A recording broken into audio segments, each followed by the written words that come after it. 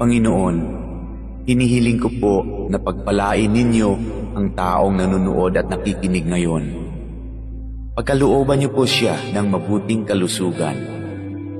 Bigyang tugon ang kanyang mga panalangin ayon sa inyong kalooban. Loobin niyo po na magkaroon ng agarang solusyon ang problemang kanyang kinakaharap, lalo na ang problemang pinansyal at problema sa kanyang karelasyon at mga kaibigan.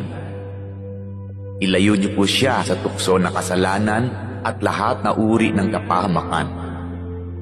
Panatilihin niyo po sa kanyang puso ang pagkakaroon ng malasakit at pagmamahal sa kapwa, katulad ng kanyang pagmamahal sa inyo na aming iisang Diyos.